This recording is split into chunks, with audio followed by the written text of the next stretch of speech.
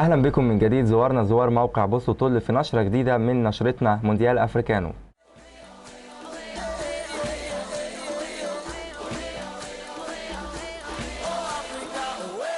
صيفي يصفع صحفية جزائرية بعد الهزيمة من أمريكا.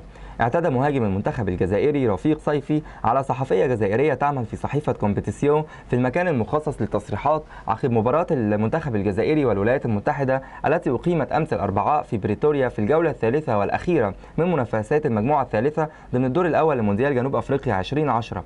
وقالت الصحفية أنه سوف تتقدم بشكوى إلى الاتحاد الدولي لكرة القدم الفيفا، مؤكدة أن كان هناك بالمكان الكثير من الشهود، وأكدت أنها لا تعرف السبب الذي دفع مهاجم المنتخب الجزائري رفيق صيفي إلى الغضب منها بهذا الشكل.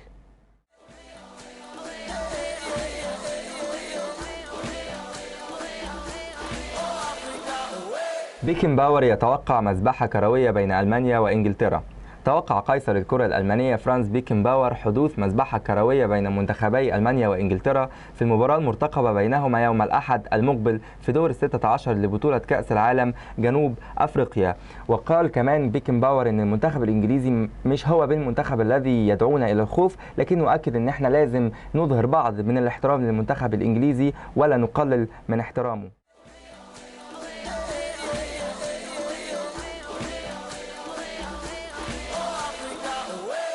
امبارح كان يوم سعيد للقارة السمراء وحزين في الوقت نفسه، سعيد لتأهل غانا، حزين لخروج الجزائر. في المجموعة الثالثة قدر المنتخب الأمريكي أنه يتخطى نظيره الجزائري بهدف دون رد. للأسف الجزائر بالنتيجة دي خرجت من البطولة تماما. في نفس المجموعة إنجلترا قدرت أن هي تتأهل بعد فوزها على المنتخب السلوفيني بهدف دون رد. المنتخب الأمريكي والمنتخب الإنجليزي هما المتأهلان عن المجموعة الثالثة للدور الثاني. نروح مع بعض للمجموعة الرابعة، هنلاقي أن المنتخب الألماني قدر أن هو يتخطى المنتخب الغاني، لكن وعلى الرغم من الهزيمه المنتخب الغاني تأهل لان استراليا استطاعت ان هي تسقط صربيا لصالح غانا. بالنتيجه دي المانيا في المركز الاول، غانا في المركز الثاني. مبروك، الف مبروك للمنتخب الغاني.